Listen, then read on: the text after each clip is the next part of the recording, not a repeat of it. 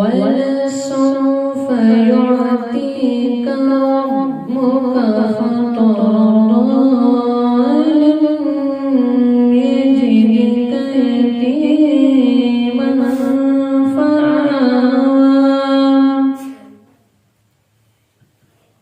وَوَجَدَكَ ضَالًّا فَهَدَىٰ وَوَجَدَكَ عَائِلًا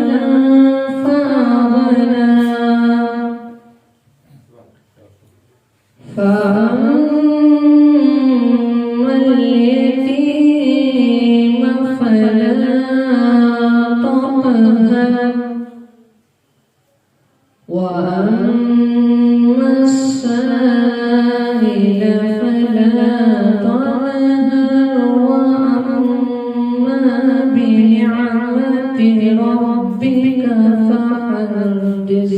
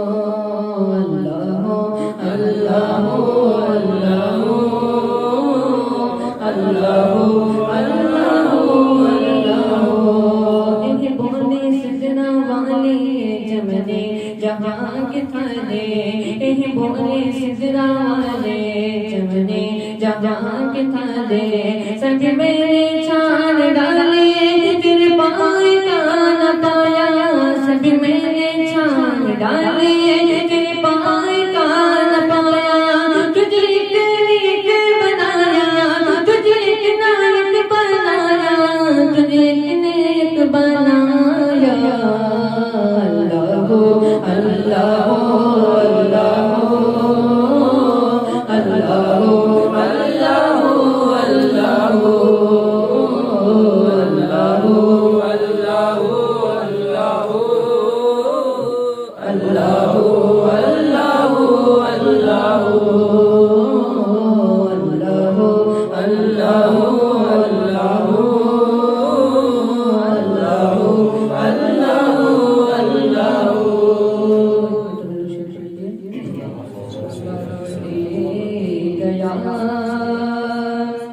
یا رسول اللہ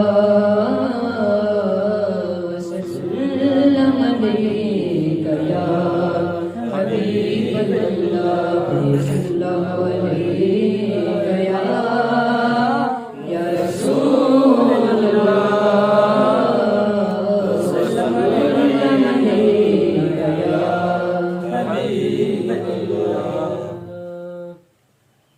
سرکار کا مدینہ سرکار کا مدینہ سرکار کا مدینہ سرکار کا مدینہ سرکار کا مدینہ سرکار کا مدینہ سرکار کا مدینہ سرکار کا مدینہ سرکار کا مدینہ سرکار کا مدینہ سرکار کا مدینہ سرکار کا مدینہ عجب رنگ پر ہے بہار مدینہ کہ سب جنتی ہے نثار مدینہ عجب رنگ پر ہے بہار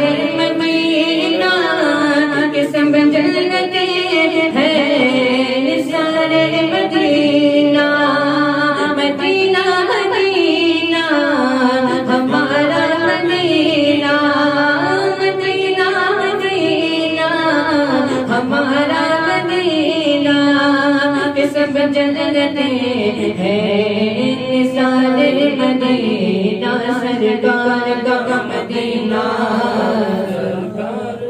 مدینہ سرکار کا مدینہ سرکار کا مدینہ سرکار کا مدینہ سرکار کا مدینہ سرکار کا مدینہ سرکار کا مدینہ سرکار کا مدینہ سرکار کا مدینہ سرکار کا مدینہ سرکار کا مدینہ میں پہلے پہلے جب مدینے گیا تھا تو تیرے کی حالات تڑپ جانے والی میں پہلے پہلے جب مدینے گیا تھا تو تیرے کی حالات تڑپ جانے والی وہ دربار سچ مچ میرے سامنے تھا وہ دربار سچ مچ میرے سامنے تھا ابھی تک تصور تھا جس کا خیال سرکار کا مدینہ سرکار کا مدینہ سرکار کا مدینہ سرکار کا مدینہ سرکار کا مدینہ سرکار کا مدینہ سرکار کا مدینہ سرکار کا مدینہ سرکار کا مدینہ سرکار کا مدینہ سرکار کا مدینہ سرکار کا مدینہ کھلا ہے سبھی کے لیے باغ رحمت وہاں کوئی رتبے میں ادنا لگا لے کھلا ہے سبھی کے لیے باغ رحمت وہاں کوئی رتبے میں ادنا لگا لے مرادوں سے دامن نہیں کوئی غالی مرادوں سے دامن نہیں کوئی غالی تارے لگائے کھڑے ہیں سوارے سرکار کا مدینہ سرکار کا مدینہ سرکار کا مدینہ سرکار کا مدینہ سرکار کا مدینہ سرکار کا مدینہ سرکار کا مدینہ سرکار کا مدینہ بلا لو بلا لو بلا لو بلا لا بلا لو بلا لو بلا لو بلا لا بلا لو بلا لو بلا لو بلا لا علیکم ورحمۃ اللہ وبرکاتہ.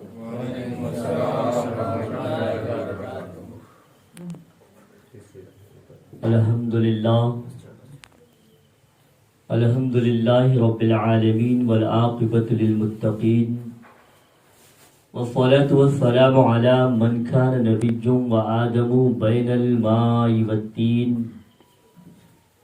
وعلى آلہ واصحابہ الطیبین الطاہرین اما بعد اعوذ باللہ من الشیطان الرجیم بسم اللہ الرحمن الرحیم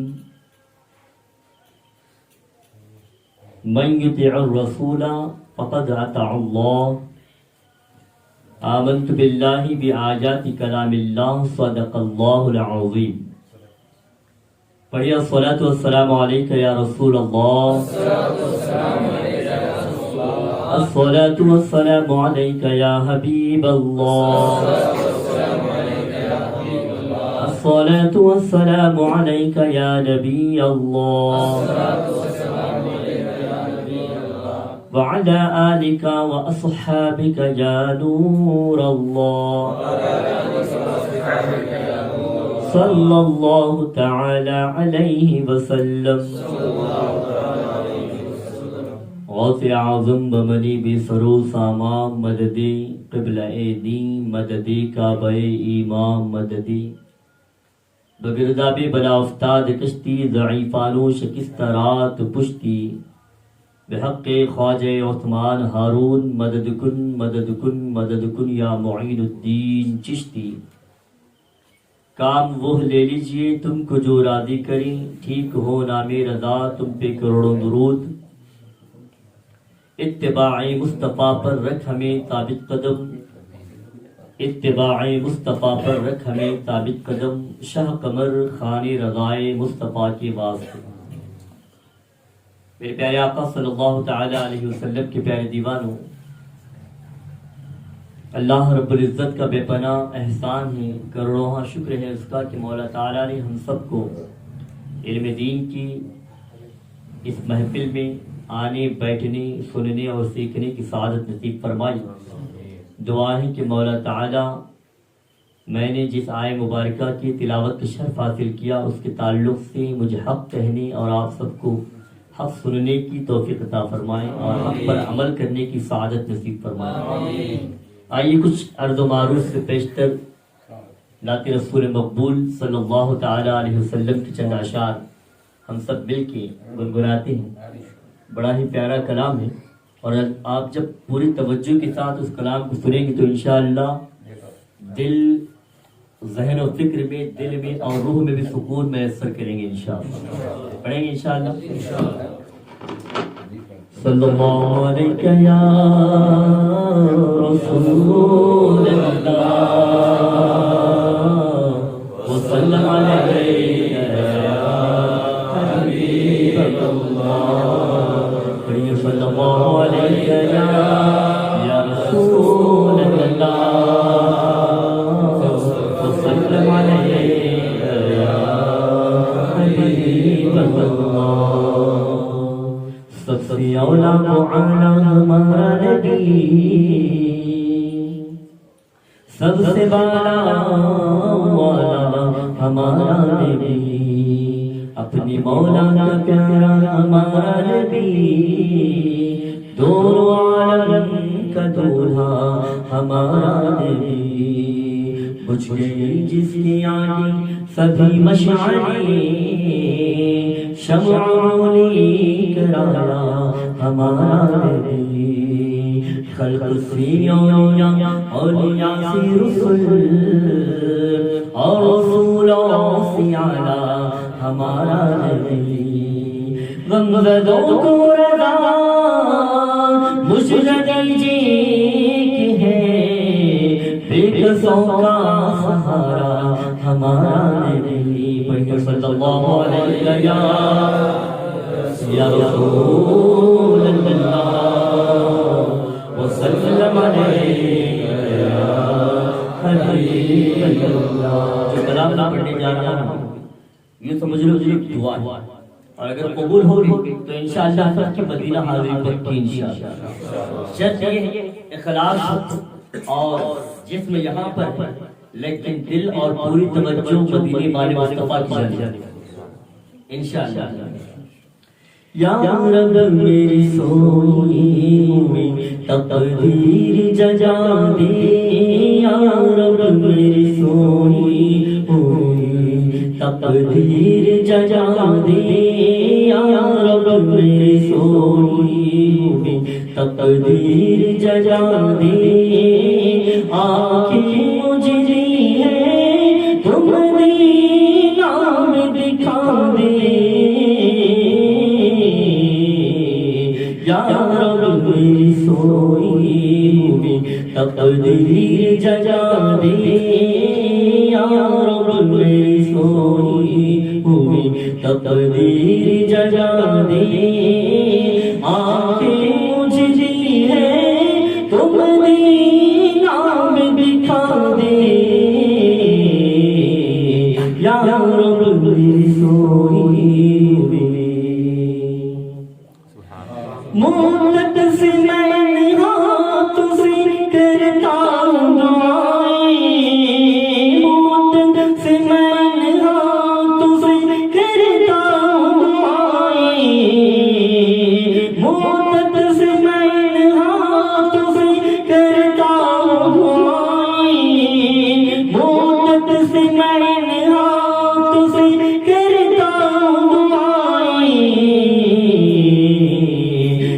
ہاتھ میں اب چال سنہری وہ تھما دے ان ہاتھ میں اب چال سنہری وہ تھما دے آنکھیں مجھے ہے تو مدینہ میں دکھا دے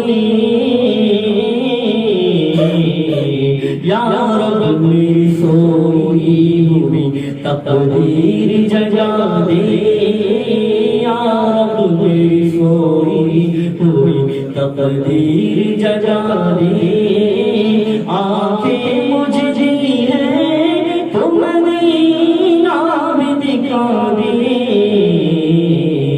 یا رب میری سوئی ہوئی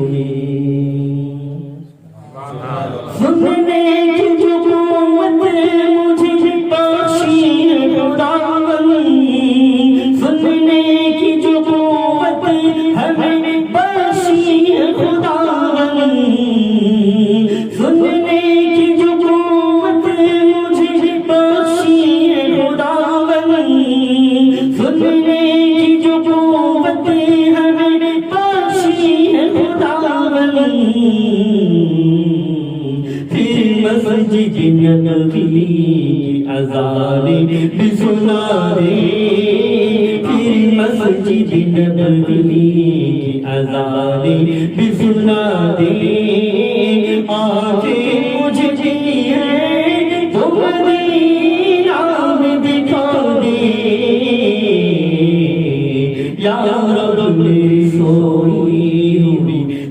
تقدیر جگا دے یا رب میری سوئی ہوئی تقدیر جگا دے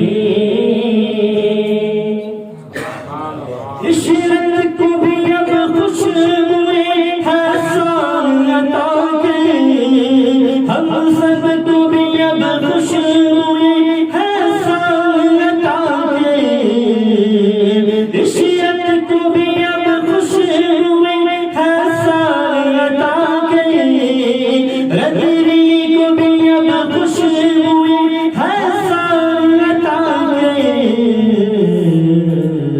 جو لفظ کہے اسے تو نعت بنا دے جو لفظ کہے اسے تو نعت بنا دے آنکھیں مجھے دی ہے تو مدینہ بھی دکھا دے یا رب میری سوئی ہوئی تقدیر جگا دے یا رب میری سوئی ہوئی تقدیر جگا دے آنکھیں مجھے دی ہے تو مدینہ بھی دکھا دے یا رب میری سوئی ہوئی تقدیر جگا دے آنکھیں مجھے دی ہے تو مدینہ بھی دکھا دے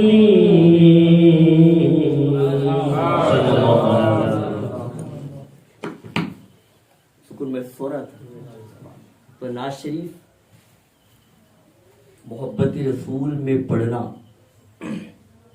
اللہ اور اس کے رسول کے لیے پڑھنا یہ عبادت ہے اور نعت عشاقان مصطفیٰ یعنی عاشقان رسول صلی اللہ تعالیٰ علیہ وسلم کے لیے اپنی مرادوں کو اپنی دعاؤں کو قبول کروانے کا ایک ذریعہ اور ایک وسیلہ ہے ایک ذریعہ اور ایک وسیلہ ہے تو آپ بھی کوشش کریں کہ ہم میں سے کوئی ایسا بھی ہوگا جو ناچ گانے کو پسند کرتا ہو یا کوئی ہمارا دوست ہوگا جو میوزک کو ناچ گانوں کو ترجیح دیتا ہوگا تو اس کو ہزاروں مرتبہ سننے سے سکون نہیں ملتا ہے لیکن مصطفیٰ جان رحمت صلی اللہ تعالی علیہ وسلم کا ذکر کر لینے سے سکون بھی ملتا ہے پریشانیاں بھی دور ہو جاتی ہے اور نام اعمال میں نیکیاں بھی لکھی جاتی ہے تو ہم سبھی کوشش کریں انشاءاللہ تعالیٰ کہ ہم اپنی عادت بنائیں کہ ہم دیوالی تعالیٰ نعت رسول مقبول صلی اللہ تعالیٰ علیہ وسلم گنگناتے رہیں عمل کریں گے انشاءاللہ میرے پیارے آقا صلی اللہ علیہ وسلم کی پیارے دیوانوں اب نعت شریف سے ہم اور آگے بڑھتے ہیں نعت شریف آپ نے ابھی طرز میں سنی ہے لیکن اب گفتگو کے ذریعے سننے کی کوشش کریں گے میں نے جس آیت مبارکہ کی تلاوت کا شرف حاصل کیا اللہ رب العزت قرآن مقدس میں سورہ نساء کی آیت نمبر 80 میں ارشاد فرماتا ہے من یطیع اللہ من یطیع الرسول فقد اطاع اللہ جس نے میرے رسول صلی اللہ تعالی علیہ وسلم کا حکم مانا آیت کا مفہوم عرض کر رہا ہوں جس نے رسول کا حکم مانا بے شک اس نے اللہ تعالی کا حکم مانا جس نے رسول کا حکم مانا بے شک اس نے اللہ تعالی کا حکم مانا اور اللہ کے رسول صلی اللہ تعالی علیہ وسلم ارشاد فرماتے ہیں من احب سنتی فقد احبنی من احبنی کان معی فی الجنہ کما قال علیہ السلام سرکار ارشاد فرماتے ہیں کہ جس نے میری سنت سے محبت کی میری طرف توجہ کریں آپ سب جس نے میری سنت سے محبت کی اس نے مجھ سے محبت کی اور جس نے مجھ سے محبت کی وہ میرے ساتھ جنت میں جائے گا کتنا بڑا پروانہ ایک بخشش اور کتنی بڑی بشارت ہمیں اللہ کے رسول کتنی بڑی خوشخبری ہمیں سرکار سنا رہی ہے کہ جس نے میری سنت سے محبت کی اس نے مجھ سے محبت کی اور جس نے مجھ سے محبت کی وہ میرے ساتھ جنت میں جائے گا آج کا جو ہمارا ٹاپک ہے بالکل الگ ہے کیونکہ یہ محفل بالخصوص یہ تو ہمارا ویکلی پروگرام ہے لیکن باوجود اس کے یہ ہمارے ساتھی جناب شاہد رضوی صاحب ان کا نکاح ان قریب 2-3 دن بعد ہے، تو اس کی شکرانے کے طور پہ بھی یہ محفل ہے۔ اور میرا ایک تمنا یہ تھی کہ اس موقع پر جب یہ محفل سجائی گئی ہے تو ہم سب کو ایک پیغام بھی ملے کہ سنت میں کتنی برکت ہے اور سنت کا فائدہ کیا ہے اور سنت پر عمل کرنا کتنا اہم ہے اور سنتوں کو ترک کرنا یہ کتنا برا ہے۔ تو آپ نے اس حدیث مبارکہ سے اندازہ لگا لیا ہوگا، نبی کریم صلی اللہ تعالی علیہ وسلم نے ارشاد فرمایا کہ جس نے میری سنت سے محبت کی اس نے مجھے سے محبت کی۔ اب سنت سے محبت سے مراد کیا ہے؟ ایسا نہیں کہ داڑھی رکھنا سنت ہے، بھائی اس سنت سے میں محبت کرتا ہوں لیکن رکھوں گا نہیں، ہے نا؟ بیٹھ کے کھانا پینا سنت ہے، اس سنت سے میں محبت کرتا ہوں، دعویٰ کر رہا ہے لیکن عمل نہیں کروں گا۔ فرض نمازوں کے بعد یا فرض نمازوں سے پہلے سنت نمازوں کو ادا کرنا، جیسے سنت مؤکدہ ہیں یا سنت غیر مؤکدہ ہیں، اس کا ادا کرنا کی بات جب آتی ہے تو میں ادا نہیں کروں گا، فرض پڑھوں گا فوراً نکل جاؤں گا، لیکن میں یہ دعویٰ کروں گا کہ میں سنت سے محبت کرتا ہوں۔ ٹوپی پہننا، امامہ شریف باندھنا، عطر لگانا، آنکھوں میں سرما لگانا اور سنت کے مطابق نکاح کرنا، سنت کے مطابق دعوتوں کا اہتمام کرنا اور سنت کے مطابق زندگی کو گزارنا، ان تمام چیزوں کو تو میں عرض یہ کر رہا تھا کہ نبی کریم صلی اللہ تعالی علیہ وسلم کی سنت کے مطابق زندگی گزارنا یہ اتنا اہم ہے ہماری زندگی کے لیے کہ اسی میں ہماری کامیابی، کیونکہ سنت سمجھ کر سنت کو چھوڑ دینا فقہا فرماتے ہیں کہ یہ کفر ہے۔ ایک مسئلے کے مطابق فرمایا گیا کہ کسی انسان نے نماز کے لیے ٹوپی ڈالنا ضروری نہیں سمجھا اور ٹوپی یا عمامے کو سنت سمجھ کر چھوڑ دیا۔ یہ بات اور ہے کہ نہیں تھی، وقت پر ٹوپی نہیں تھی، میسر نہیں آئی تو ایسے ہی ننگے سر پڑھ لیا، یہ بات ہو رہی، لیکن چل سنت ہے کیا مشکل ہے، سنت سمجھ کر چھوڑ دیا تو کوئی اس نے کفر کیا، تو سنتوں کا یہ معاملہ ہے۔ تو میں یہاں پہ سنت کی وعیدیں بیان نہیں کر رہا ہوں بلکہ سنت کی اہمیت بیان کرنا چاہتا ہوں کہ اللہ کے رسول نے فرمایا جتنے میری سنت سے محبت کی اس نے مجھ سے محبت کی، اور ایک مقام پہ اللہ کے رسول فرماتے ہیں من تشبہ بقوم فہو منہم، سرکار فرماتے ہیں جو شخص جس قوم سے مشابہت اختیار کرتا ہے وہ انہی کے ساتھ ہوگا۔ اور ایک روایت میں فرمایا گیا کہ جو جس سے محبت کرتا ہے اس کا حشر اسی کے ساتھ ہوگا۔ 3 حدیثیں میں نے آپ کے سامنے بیان کی۔ ایک اللہ کے رسول نے فرمایا کہ جس نے میری سنت سے محبت کی اس نے مجھ سے محبت کی، اور جس نے مجھ سے محبت کی وہ میرے ساتھ جنت میں جائے گا۔ ایک مقام پہ اللہ کے رسول نے فرمایا جس شخص نے جس قوم کی مشابہت اختیار کرتا ہے وہ انہی کے ساتھ ہوگا۔ اور ایک مقام پہ فرماتے ہیں کہ جو شخص جس سے محبت کرتا ہے اس کا حشر اسی کے ساتھ ہوگا۔ تو میرے پیارے آقا صلی اللہ تعالی علیہ وسلم کے پیارے دیوانوں، اب ہم اپنا محاسبہ لیں گے، اپنا حساب لیں، اپنی گریبان میں ہم جھانک کے دیکھیں کہ ہم کس کے طریقے پر عمل کر رہے ہیں، ہم کس سے محبت کرتے ہیں۔ اب جس سے محبت کرتے ہیں اسی کے ساتھ اس کا حشر بھی ہوگا۔ ہم جس کی نقل کریں گے، جس کو ہم فالو کریں گے، جس کے کیریکٹر اور جس کے پیشن کو اپنائیں گے، ہمارا معاملہ انہی کے ساتھ ہوگا، اسی کے ساتھ ہمیں اٹھایا جائے گا۔ اللہ اکبر! اب ذرا غور کریں کہ ہمارا پہننا اوڑھنا کس کی طرح ہے، ہمارا کھانا پینا کس کی طرح ہے، ہمارا اٹھنا بیٹھنا کس کی طرح ہے،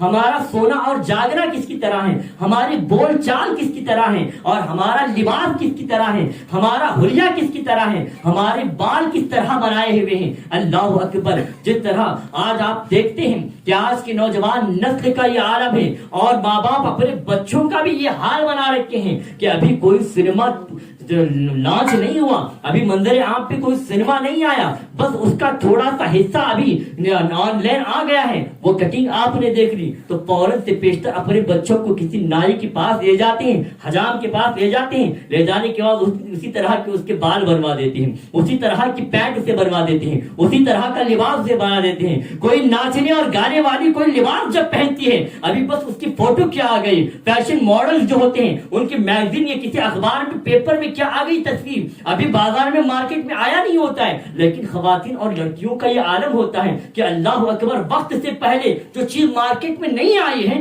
وہ کپڑے کو کپڑا خرید کر کسی درزی کے پاس دے کر، کسی ٹیلر کے پاس دے کر وہ لباس بن گیا ہوتا ہے۔ اللہ اکبر۔ تو بتاؤ وہ لباس کا پہننا کیا یہ خاتون جنت کا طریقہ ہے؟ کیا یہ امہات المومنین کا طریقہ ہے؟ کیا یہ سیدہ کائنات کا طریقہ ہے؟ یا یہ حضرت عائشہ صدیقہ کا طریقہ ہے؟ جو لباس آپ پہنتی ہیں وہ کس کی نقل ہے؟ وہ نہ صحابیات کا طریقہ ہے، نہ وہ صالحات کا طریقہ ہے، نہ وہ اللہ کی نیک بندیوں کا طریقہ ہے، بلکہ وہ ناچنے اور گانے والیوں کا طریقہ ہے۔ اور جب وہ لباس پہنا جاتا ہے، پہننے کے بعد کسی شادی میں، کسی فنکشن میں، کسی شاپنگ مال میں یا بازاروں میں جب گشت کرتے ہوئے نکلتی ہیں تو وہ لباس اس لباس اور زر اور زیور میں بن اور سج کر جب سیلفی لی جاتی ہے، فوٹو نکالا جاتا ہے اور اس کو اپنے اسٹیٹس پہ لگا دیا جاتا ہے، کیونکہ ڈیجیٹل زمانہ ہے، ڈیجیٹل زمانہ ہے، آن لائن کا زمانہ ہے، انٹرنیٹ کا زمانہ ہے، اور چند لمحے ہی نہیں گزرے پلک جھپکتی تصویر کھینچ لی اور جہاں اچھا لگا کھینچ لیا، موبائل میں ڈال دیا۔ اب اسٹیٹس کیا ہوتا ہے؟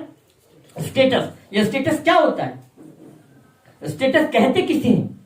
یہ ہماری حیثیت کو کہا جاتا ہے۔ اسٹیٹس، یہ بھائی اس کا اسٹیٹس بڑے اسٹیٹس والا آدمی ہے، فلاں ہے، فلاں مرتبے کا ہے، یعنی اپنی حیثیت۔ تو معلوم کو پتہ یہ چلا کہ جو نوجوان جو دوسروں کی نقل کر کے طرح طرح کے طریقوں کی کٹنگ بنوا لیتے ہیں، یہاں پر بھی پینٹ پٹی ہوتی ہے، یہاں پر بھی پینٹ پٹی ہوتی ہے، کسی کا گھٹنا نظر آتا ہے تو کسی کا پورا جسم نظر آتا ہے، لڑکیاں تو لڑکیاں، نوجوانوں کا بھی یہ حال ہو گیا کہ جو لوگ پہلے کا عالم بھی تھا، جو غریب ہوتی تھی، جو غربت کے مارے ہوتے تھے، جو مفلس ہوتے تھے، جنہیں کپڑا خریدنے کی حیثیت نہیں ہوتی تھی، کپڑا خریدنے کی طاقت نہیں ہوتی تھی، ایک جوڑے میں پورا سال گزار دیتے تھے، ان لوگوں کی جب کپڑے پھٹ جاتی تو ان لوگوں کی غیرت اور ان کی شرم و حیا کا عالم یہ تھا کہ وہ اس کپڑے کو بھی سل کے پہنا کرتے تھے۔ لیکن یہ کیا زمانہ آ گیا کہ آج جب لوگ ہزاروں روپے دے کے جب نیا لباس بناتے بھی ہیں تو وہ پھٹے ہوئے لباس کو خریدا جاتا ہے، پھٹے ہوئے لباس کو بنایا جاتا ہے۔ یہ فیشن ہے۔ یہ آپ کو کس نے سکھایا؟ کیا صحابہ اکرام نے سکھایا ہے؟ کیا اللہ کے رسول نے سکھایا ہے؟ کیا غوث اعظم نے سکھایا ہے؟ کیا سرکار غریب نواز نے سکھایا ہے؟ کیا اللہ کے ولیوں نے سکھایا ہے؟ کیا عشاقان رسول کا یہ طریقہ ہے؟ یہ کسی کا طریقہ نہیں ہے،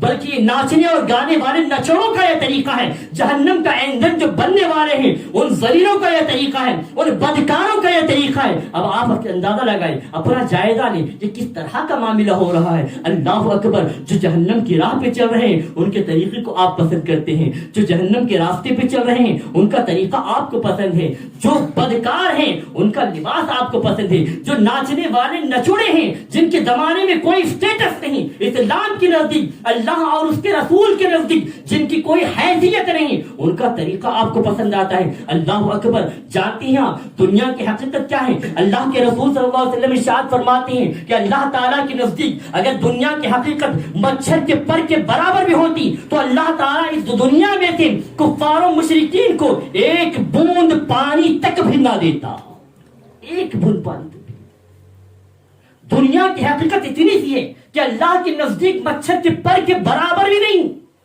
آج کفار و مشرکین کروڑوں میں ہیں، اربوں میں ہیں۔ دنیا کا سب سے بڑا اگر امیر ترین کوئی شخص ہوگا وہ کفار و مشرکین میں سے ہوگا، وہ یہود و نصارہ میں سے ہوگا۔ سب سے بڑے مالدار اگر دیکھا جائے وہ یہود و نصارہ میں سے ہوں گے۔ سب سے بڑی حکومتیں اگر دیکھی جائیں تو یہود و نصارہ میں سے ہوگا۔ کیوں؟ کیونکہ وہ کفار ہیں، وہ مشرکین ہیں، وہ اللہ کے حکم کو ٹالنے والے ہیں، وہ اللہ کے سوا اپنے ہاتھوں سے بنانے والی چیزوں کو خدا ماننے والے ہیں۔ یہ ان لوگوں کا ہے۔ تو بتاؤ اللہ تعالیٰ نے ان کو یہ حکومتیں کیوں عطا فرمائی ہے؟ یہ مال و دولت کیوں عطا فرمائی ہے؟ یہ حکومتیں، یہ عظیم الشان ان کے لیے محلیں، یہ بنگلے، یہ حکومتیں یہ کیوں عطا کی گئی ہیں؟ کیونکہ اللہ تعالیٰ کے نزدیک اس کی کوئی حیثیت ہی نہیں ہے، مچھر کے پر کے برابر بھی اس کی حیثیت نہیں ہے۔ اور اللہ کے رسول صلی اللہ تعالیٰ علیہ وسلم ارشاد فرماتے ہیں الدنیا سجن المؤمن وکافر الجنت، کہ دنیا مومنین کے لیے قید خانہ ہے اور کافروں کے لیے جنت ہے۔ دنیا مومنین کے لیے قید خانہ ہے، کافروں کے لیے جنت ہے۔ تو آپ ذرا اندازہ لگائیں جن کے لیے یہ جنت ہے تو انہوں نے اپنے عالیشان محلے بنا لیے, اپنے عالیشان بنگلے بنا لیے, اور ان کی حکومتیں ہیں وہ دنیا میں جنت کو بنانے کی کوششیں کر دیتے ہیں, وہ چاند پر اپنے محلوں کو بنانے کی تیاریاں کر رہے ہیں, کیونکہ ان کے لیے یہی جنت ہے. آخرت میں ان کا کوئی حصہ نہیں ہوگا. لیکن جو مومن ہوگا, جو اللہ کا بندہ ہوگا, جو مصطفیٰ جان رحمت کا امتی ہوگا, جو مصطفیٰ جان رحمت کا عاشق ہوگا, اس کے لیے دنیا قید خانہ ہے, ہمارا ایک دائرہ ہے, ہماری ایک سراؤنڈنگ ہے, ہم اسے پار نہیں کر سکتے, ہم اس حد کو پار نہیں کر سکتے. وہ دائرہ شریعت ہے, ہمیں شریعت کے دائرے میں رہ کے زندگی گزارنا ہے. وہ دائرہ سنت مصطفیٰ کا دائرہ ہے, ہمیں سنت مصطفیٰ کے دائرے میں رہ کے زندگی کو گزارنا ہے. کیوں؟ کیونکہ یہ زندگی ہمارے لیے کچھ وقت کی ہے, کچھ دن کی ہے, کچھ مہینوں کی ہے, کچھ سالوں کی ہے. آج ہے ہم, کل نہیں ہے. اس کے بعد کی جو زندگی ہوگی وہ دائماً ابدا زندگی ہوگی, وہ کبھی ختم نہ ہونے والی زندگی ہوگی. کیونکہ اس کے بعد جب قبر کے بعد تمہیں اٹھایا جائے گا, روز محشر میں تمہیں اٹھایا جائے گا, جب تمہارا حساب و کتاب ہوگا, جب تمہارے نیک اور اچھے اور برے اعمال کا جائزہ لیا جائے گا, تمہیں اعمال صالح کی جزا کے طور پر جنت میں داخل کر دیا جائے گا, اور اعمال بد کی سزا کے طور پر تمہیں جہنم میں داخل کر دیا جائے گا. جب جہنمی جہنم میں چلے جائیں گے اور جنتی جنت میں چلے جائیں گے, اس کے بعد کسی کو موت نہیں آئے گی. موت جو شے ہے, موت جو چیز ہے, اس کو ختم کر دیا جائے گا. اب جو جہنمی ہوگا وہ جہنم میں ہمیشہ زندہ رہے گا, جو جنتی ہوگا وہ جنت میں ہمیشہ زندہ ہوگا. تو یہ دنیا کی حقیقت ہے, یہ دنیا کے فیشن پرستوں کی حقیقت ہے, یہ دنیا کے ناچنے اور گانے باروں کی حقیقت ہے. یہ دنیا میں جو بدکاری کی راہ پر چلے ہوئے ہیں یہ ان کی حقیقت ہے. ان کی کوئی حقیقت نہیں, ان کا کوئی اسٹیٹس نہیں. اگر آپ اپنے اسٹیٹس کو بتانا چاہتے ہو, اگر آپ اپنی حیثیت کو بتانا چاہتے ہو, تو سنت پہ عمل کرو, سنت کے مطابق زندگی گزارو. پھر تمہیں موبائل کی ڈی پی پہ اپنا اسٹیٹس لگانے کی ضرورت نہیں پڑے گی, بلکہ جس راہ سے تم گزر جاؤ گے تو لوگ گواہی دیں گے کہ دیکھو یہ کتنی بڑے عظیم حیثیت والا انسان ہے, کہ یہ تو عاشق رسول ہے, یہ خدا کا نیک صالح بندہ ہے, یہ مصطفیٰ سے محبت کرنے والا بندہ ہے. تو میرے پیارے آقا صلی اللہ تعالی علیہ وسلم کے پیارے دیوانوں, خدارا اپنے آپ کا جائزہ لو, اپنے آپ کو جہنم کی ایندھن بنانے سے روکو, اپنا اور اپنے اہل و عیال کی حفاظت کرو, سنت مصطفیٰ کے پیشن کو اپنا لو, سنت مصطفیٰ سے محبت کرو گے تو اسی میں تمہاری نجات ہے, اسی میں تمہاری بھلائی ہے. اور انشاءاللہ تعالی وہ دن دور نہیں کہ جب ہم سنت پہ عمل کریں گے تو کامیابی ہمارے قدم چومے گی انشاءاللہ. تو یاد رکھو, جیسی کرنی ہے ویسی ہی بھرنی پڑے گی. آج ہم بڑے ہیں, تمہاری جب اولادیں ہوں گی, جس کی آج اولادیں ہیں, جو باپ کرتا ہے وہی بچے بھی کریں گے, جو باپ کرتا ہے وہی بچے بھی کریں گے. تو آپ کیا درس دے رہے ہو؟ جانتے ہو انسان کا سب سے پہلے استاد کون ہوتا ہے؟ انسان کا سب سے پہلا اسکول یا مدرسہ کون سا ہوتا ہے؟ وہ اس کا گھر ہوتا ہے. اس کے ماں باپ اس کے اساتذہ ہوتے ہیں, اس کے ماں باپ اس کے ٹیچرز ہوتے ہیں. تو بتاؤ آپ اپنے بچوں کو کیا سکھا رہے ہیں؟ ابھی فلم ریلیز نہیں ہوئی اس سے پہلے اس طرح کے بار آپ بچوں کو برباد دیتے ہو. ابھی ہیرو پین کے بس ناچا ہے, ناچنے والا, اس طرح کی پھٹی طرح کی لباس آپ بچوں کو دلا دیتے ہو. ابھی ناچنے والی رقاصہ وہ لباس پہن کے باہر نہیں آئی ہوتی ہے, اس سے قبل آپ اپنی گھر کی خواتین کو اس رقاصہ جیسا لباس پہنا دیتے ہو. یہ کہاں کی غیرت ہے؟ کیا ہماری غیرت ماری جا چکی ہے؟ یہ کتنی بے غیرتی کی بات ہے کہ رزق دینے والی ذات اللہ تعالیٰ کی ہے, تمہیں لباس دینے والی ذات اللہ تعالیٰ کی ہے, تمہیں زندگی اور موت دینے والی ذات اللہ تعالیٰ کی ہے, نعمتوں کو دینے والی ذات اللہ کی ہے, اور ان نعمتوں کو تقسیم کرنے والی ذات مصطفیٰ جان رحمت کی ہے. کیونکہ اللہ کے رسول فرماتے ہیں اللہ یعطی انما انا قاسم, سرکار فرماتے ہیں کہ بے شک اللہ تعالیٰ دیتا ہے اور میں تقسیم کرتا ہوں, میں تقسیم کرتا ہوں.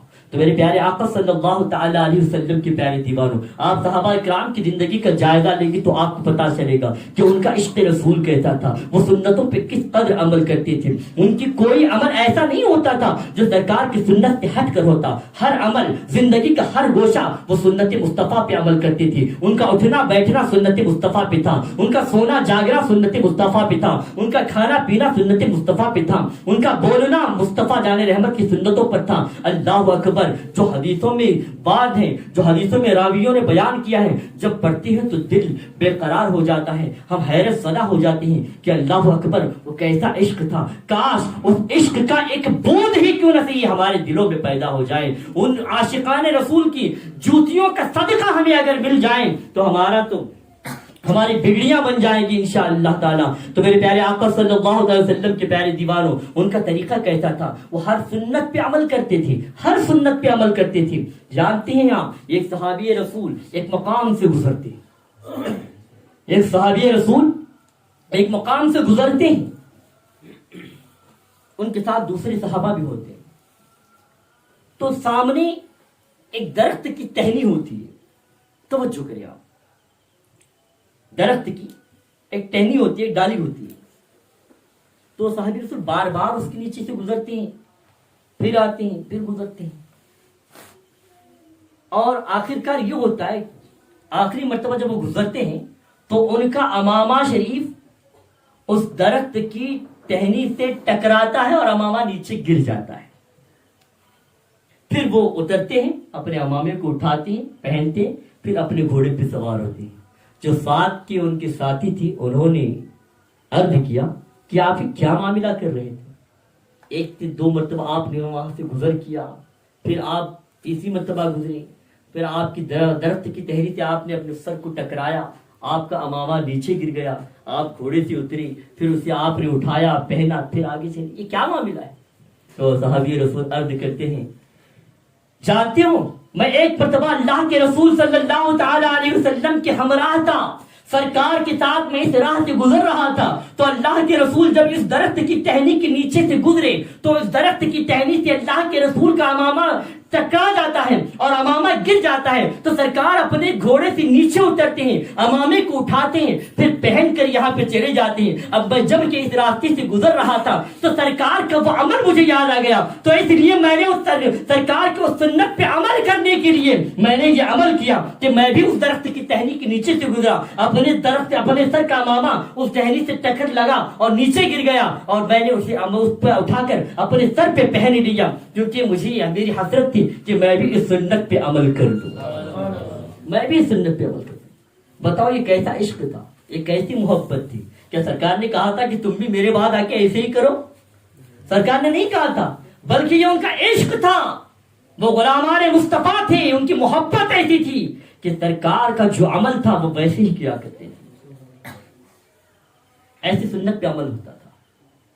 اور ایک صحابی رسول جو بالکل کم سن عمر کے تھے، غزوہ بدر جب ہوا، جنگ بدر جب ہوئی، تو وہاں پر لشکر اسلام کے درمیان سے وہ ایک نوجوان لڑکا اور ایک صحابی رسول بالکل کم عمر کے چھپتے چھپتے لشکروں کے درمیان سے گھوم رہے تھے۔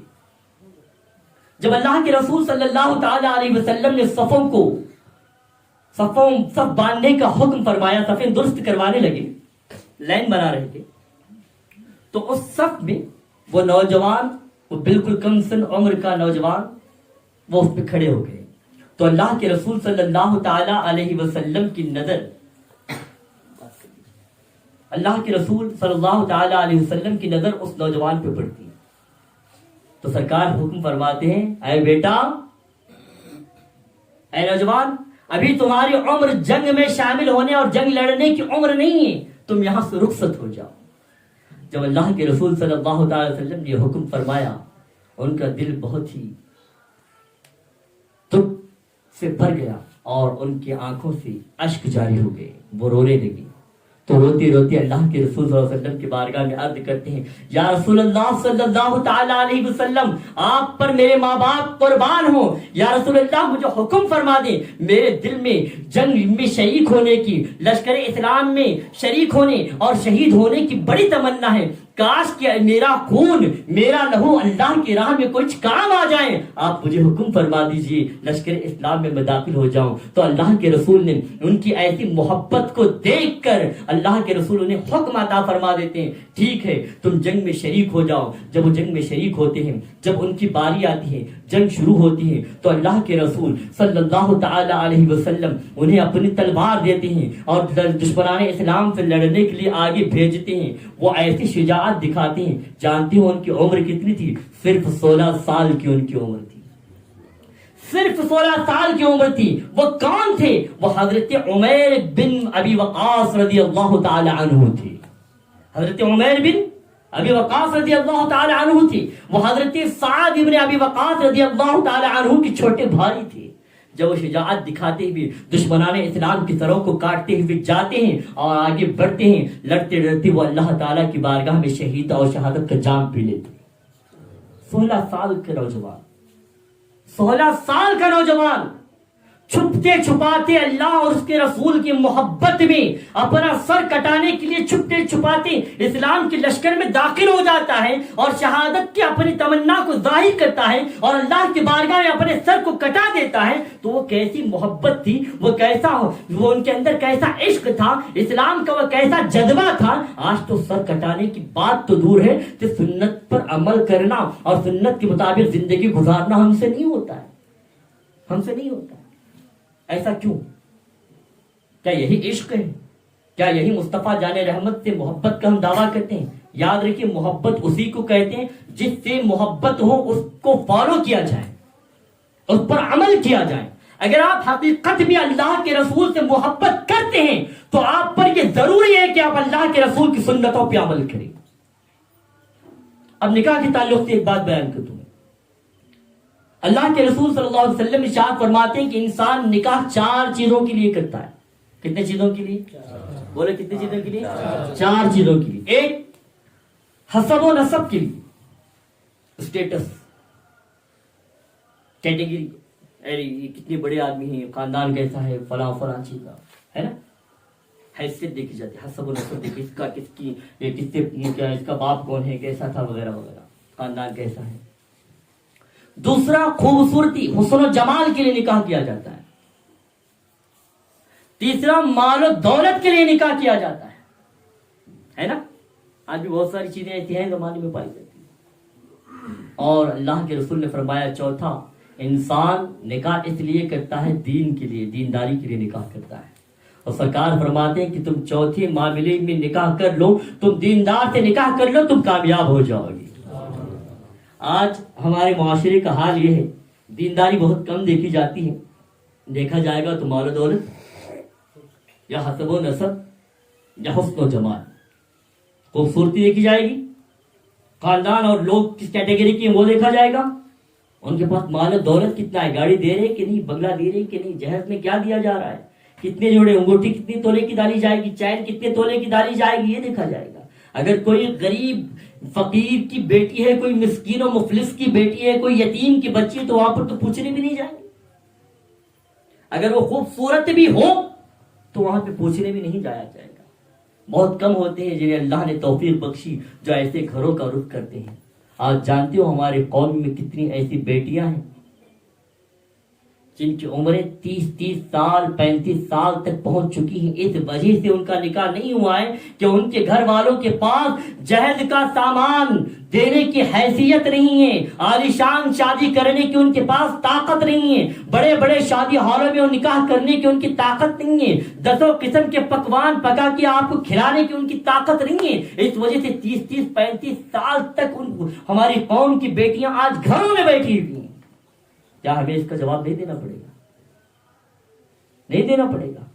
ماشاءاللہ مجھے بہت خوشی ہوئی کہ ہمارے بھائی شاہد رضوی، انہوں نے ان کا جو نکاح ہو رہا ہے ماشاءاللہ وہ دیندار ہیں، مبلغہ بھی ہیں، کچھ تو دین کا علم رکھتی ہیں ماشاءاللہ. آپ نے بھی نکاح کیا ہوگا، آپ بھی اچھائی سوچ کے کیے ہوں گے، آپ نے بھی دینداروں سے نکاح کیا. میں آپ کو پوائنٹ آؤٹ نہیں کر رہا ہوں کہ آپ نے غلطی کی ہے فلاں، میں تو نہیں جانتا، یہ عام بات کر رہا ہوں، جنرل بات، کیونکہ ہمارے معاشرے میں ایسے ہی ہے، اکثر و بیشتر، زیادہ تر ہے نا، میکسیمم یہی چیز چل رہی ہے. تو کیا جس ہمارے پڑوس میں یا ہمارے محلے میں جس گھر میں غریب کی بیٹی جس کی عمر بڑھتی جا رہی ہے وہ اپنے گھروں میں بیٹھی ہوئی ہے، ان کا اب تک نکاح نہ ہوا ہو، تو کیا اس کا سوال ہم سے نہیں کیا جائے گا؟ کیا اللہ تعالیٰ نہیں پوچھے گا؟ کیا آپ کو اللہ کی بارگاہ میں نہیں جانا ہے؟ جانا ہے کہ نہیں جانا ہے؟ ہر ایک کو حاضر ہونا ہے، رب کی بارگاہ میں ہر ایک جائے گا. اس دن جب اللہ تعالیٰ کی بارگاہ میں ہم حاضر ہوں گے تو اس وقت ہر جان کو اپنی فکر پڑی ہوگی، اپنی فکر پڑی. ہر جان کوئی کسی کا پرسان حال نہیں ہوگا. تو خدا را آپ سے میری یہ گزارش ہے, وقت سے اجازت نہیں دے رہا کہ اور آگے بات کو بڑھائی جائے. انشاءاللہ پھر کبھی موقع ملا تو بات آگے بڑھے گی. تو بس اپنی گفتگو کو میں سمیٹنے کی کوشش کرتا ہوں کہ آپ سنت پہ عمل کریں, سنت کے مطابق نکاح کرنے کی کوشش کریں, سنت کے مطابق نکاح کرنے کی کوشش کریں, اور جتنا ہو سکے کم خرچ میں نکاح کرنے کی کوشش کریں, جتنا ہو سکے دیندار لڑکیوں کو تلاش کرنے کی کوشش کریں. ہر نوجوان جب دیندار کو تلاش کرے گا تو انشاءاللہ ہر ماں باپ اپنی بچی کو دیندار بنانے کی کوشش کریں گے, ناچے یا ناچنے والی یا رقاصہ بنانے کی کوشش نہیں کریں. آج جب اسکول یا مدرسے کا تعلیم کا جب اینیول ڈے کا جب معاملہ آتا ہے, ماں باپ اپنے شوق سے بچوں کو ناچنے والے گانے والیوں کے ڈریس سلوا کے اسٹیج پہ لوگوں کے سامنے ناچنے لگواتے ہیں. ایک پتہ درشی پڑھی جائے, اللہم صلی علی سیدنا محمد وآلہ وصحبہ وبارک وسلم دائما ابدا الصلاۃ والسلام علیک یا سیدی یا حبیبی یا رسول اللہ صلی اللہ علیہ وسلم. تو نکاح سنت کے مطابق کرنے کی کوشش کریں.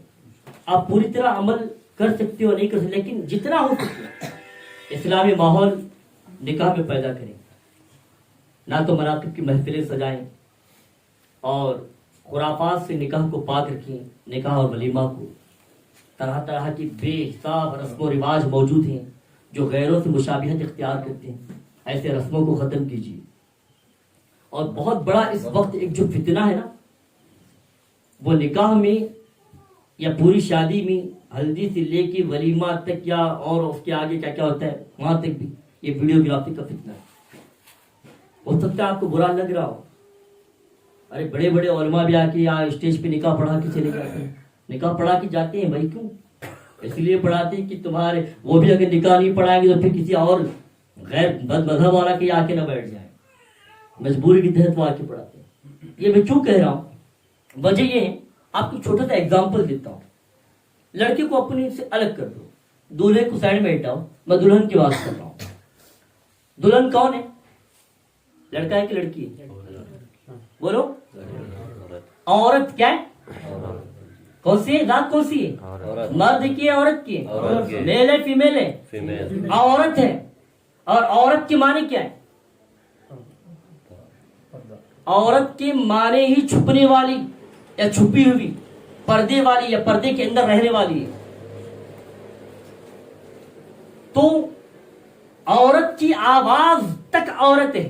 آپ جانتے ہیں نماز میں جب عورتیں نماز ادا کرتی ہیں اس نے دوپٹہ اوڑھ رکھا ہے, ایسا دوپٹہ ہے جس دوپٹے سے اس کے بال کی سیاہی, اس کے بال کا کالا پن محسوس ہو رہا ہے, نظر آ رہا ہے. اس حالت میں اگر اس نے نماز ادا کی تو اس کی نماز نہ ہوئی بلکہ اس کو نماز دوبارہ دہرانا پڑتا ہے. مرد کس طرح کا لباس پہنتا ہے, اس کے بال آگے پیچھے کی نظر آتے ہیں, داڑھی بھی نظر آتی ہے کہ نہیں, ہاتھوں کی کلائیاں بھی نظر آتی ہے, پورا چہرہ بھی نظر آتا ہے, اور وہ اس کا پڑھنے کا انداز بھی الگ ہے. بالکل اس کے پیٹ اور رانوں کے درمیان جگہ بھی ہوتی ہے. لیکن عورت کس طرح نماز ادا کرتی ہے؟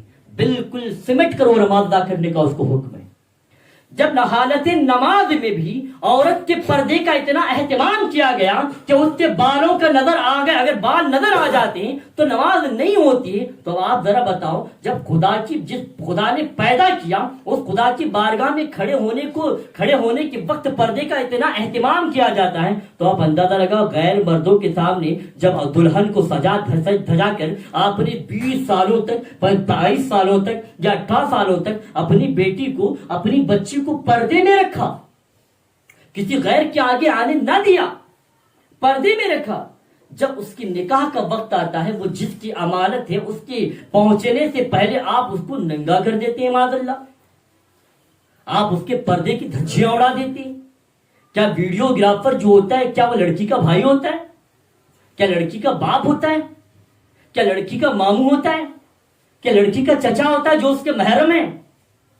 کیا لڑکی کا دادا یا نانا ہوتا ہے؟ یہ محرموں میں سے ان سے نکاح جائز نہیں ہے, نکاح حرام ہے. کیا وہ ہوتا ہے؟ کیا ویڈیو کی ایڈیٹنگ کرنے والا لڑکی کا بھائی ہوتا ہے, باپ ہوتا ہے, ماموں ہوتا ہے, چچا ہوتا ہے, دادا یا نانا ہوتے نہیں؟ کون ہے؟ کیا لگتا ہے آپ کا؟ کوشچن کر رہا ہوں, جواب دیجیے. کیا لگتا ہے؟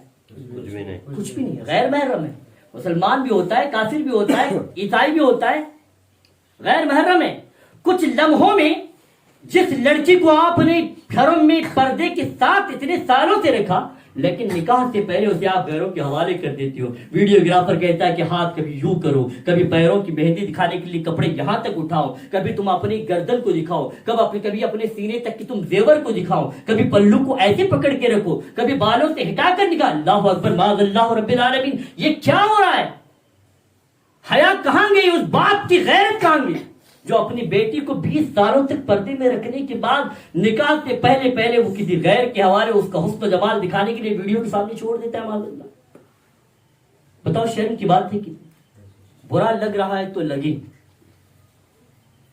لیکن بات حق پہ ہی ہے، کیونکہ دل بہت درد ہوتا ہے جب ہم پوری قوم کی اس حالت کو دیکھتے ہیں. اور نہ ہی یہ مجبوری میں کیا جا رہا ہے اور نہ ہی کسی زور و زبردستی میں کیا جا رہا ہے. آپ تو آزاد ہیں، آپ کسی کے غلام نہیں ہو. غلام ہے کسی کے نہیں نا. آپ کو ویڈیو کرانے میں اپنی گھر کی بیٹی کو کسی غیر مرد کے سامنے ویڈیوگرافی کے لیے چھوڑ دینے کے لیے کسی نے مجبور کیا ہے؟ اگر نہیں کیا تو تمہیں شوٹ کر دوں گا، نہیں کیا تو تیرا قتل کر دوں گا، تیرا سر دھڑ سے الگ کر دوں گا. ایسا کسی نے کہا ہے؟ نہیں کہا. پھر یہ کیوں ہوتا ہے؟ آپ نے ہزاروں روپئے خرچ کر کے اپنی گھر کی عورتوں کو لباس کس لیے دلائے تھے؟ زیورات کس لیے بنوائے تھے؟ صبح شام آپ محنت کرتے ہیں، کوئی باغات میں، کوئی کھیتیوں میں، کوئی دکانوں میں، کوئی مارکیٹوں میں، کوئی سفر کے دوران محنت کر رہا ہے. کس لیے؟ اہل و عیال کے لیے، بچوں کے لیے، بچیوں کے لیے، بیویوں کے لیے، ہے نا. کر رہا ہے. کس لیے کر رہا ہے؟ آپ نے انہیں لباس دلائے، کھانا کھلائے، کس لیے؟ اپنے لیے، کسی اور کے لیے؟ اپنے لیے نا. بیوی کو اچھا لباس دلائے کس کے لیے؟ کیونکہ بیوی آپ کی ہے، آپ کو اچھی لگے، ہے نا. لیکن بتاؤ، اس لباس کو پہن کر آپ کی بیوی اس کا حسن و جمال آپ کو دکھائے گی یا کسی شادی کے حال میں غیر مردوں کے سامنے ویڈیوگرافر کو دکھائے گی؟ اور پھر جب وہ دیکھ چکا ہوگا، جب وہ ایڈیٹنگ کر چکا ہوگا، کیا ایڈیٹنگ کرنے والا آنکھوں پہ پٹی لگا کے کرتا ہے کہ بھائی غیر محرم عورت ہے میں اس کو نہیں دیکھوں گا؟ ہوتا ہے کیا؟ جواب دیجئے. ایسا ہوتا ہے؟ آنکھیں بند کر کے ایڈیٹنگ کرے گا تو ایڈیٹنگ ہوگی ہی نہیں. ہنسی بھی آتی ہے، درد بھی ہوتا ہے. کس کو سمجھائے اور کس جگہ منہ بند کرے سمجھ میں نہیں آتا ہے. منہ بند کرو تو بھی مشکل ہے، منہ کھولو تو بھی مشکل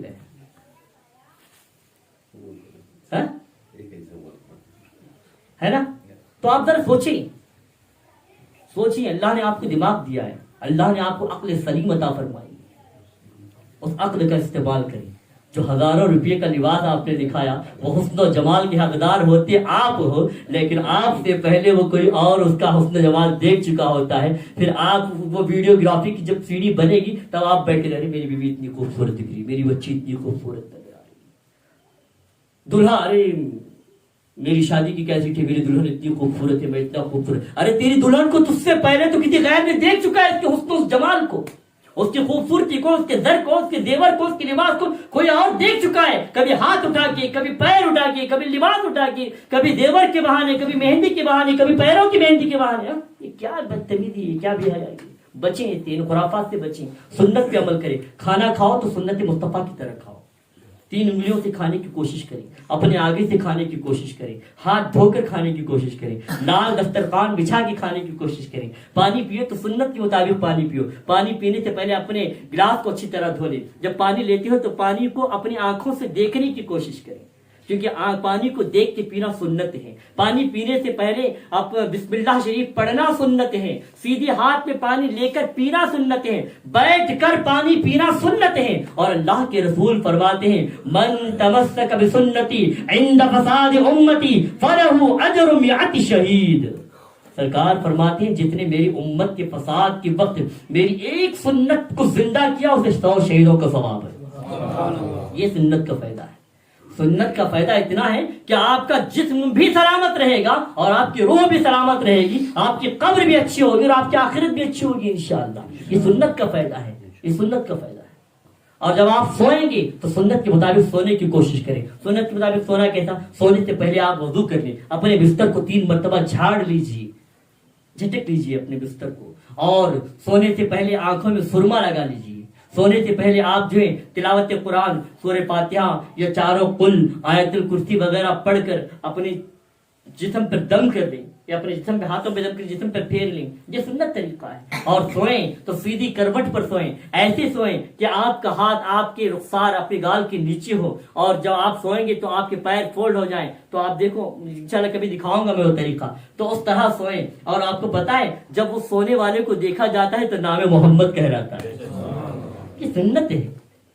अब जब हम सोएंगे सुन्नत के मुताबिक, खाएंगे सुन्नत के मुताबिक, पिएंगे सुन्नत के मुताबिक, लिबास पहनेंगे सुन्नत के मुताबिक, घर से निकलेंगे सुन्नत के मुताबिक, चलेंगे सुन्नत के मुताबिक, निकाह करेंगे सुन्नत के मुताबिक, औलाद पैदा करेंगे तो सुन्नत के मुताबिक, वलीमा करेंगे तो सुन्नत के मुताबिक, अपने घर के खवातीन को रखेंगे पर्दे में तो सुन्नत के मुताबिक, तो ऐसा रखेंगे तो बताओ क्या अल्लाह के रसूल वो नहीं देख रही होंगे? अल्लाह के रसूल को तो अल्लाह ताला ने इल्म गैब अता फरमाया है, और सरकार सल्लल्लाहु ताला अलैहि वसल्लम को अब अपने उम्मत के अहवाल पेश किए जाते हैं, और अल्लाह के रसूल फरमाते हैं मैं वो देखता हूँ जो तुम में का कोई नहीं देखता है, और मैं वो सुनता हूँ जो तुम में का कोई नहीं सुनता है। और सरकार फरमाते हैं मैं पूरी उस दुनिया को ऐसे देख रहा हूँ जैसे मैं अपने हाथ की हथेली को देखता हूँ। इस सरकार का, इसलिए सरकार आला हज़रत ने क्या खूब फरमाया, दूर नजदीक के सुनने वाले वो कान लाले करामत पे लाखों सलाम। हम यहाँ पे अस्सलातु वस्सलामु अलैका या रसूल अल्लाह पढ़ रहे हैं तो हमारे आका सुन रहे हैं। तो हम जब उनके सुन्नत के मुताबिक जिंदगी गुजार कर जब इस दुनिया से रुखसत हो जाएंगे, जब हमारी कब्र में हमें उतार दिया जाएगा, लोग दूर हो जाएंगे, जब वहां पे अल्लाह के रसूल का दीदार होगा, क्या सरकार अपने उम्मती को नहीं पहचानेंगे? नहीं पहचानेंगे। आप जानते हो एक हदीस अल्लाह के रसूल फरमाते हैं कि अल्लाह के रसूल का फरमाने कि मैं अपनी उम्मत को उनके आज़ाए वजू से रोज़े महशर में पहचानूंगा, क्योंकि जो वजू करता है उसके आज़ाए वजू रोज़े महशर में चमकने लगेंगी, चमकते होंगी। तो बावजू रहने की कोशिश करें, अमल करेंगे इंशाअल्लाह। इस मौजू पे जितना भी बोलो तो कम ही, अल्लाह ताला अगर फिर तौफीक दी फिर इंशाअल्लाह बोला जाएगा। अल्लाह ताला मैंने जितनी बातें कही इसमें गलतियां कोताहियां होंगी तो अल्लाह ताला मुआफ फरमाए, और सबसे पहले मुझे अमल करने और आप सबको अमल करने की तौफीक अता फरमाए। वमा अलैना इल्लल बलाग। अस्सलामु अलैकुम व रहमतुल्लाहि व बरकातुहू।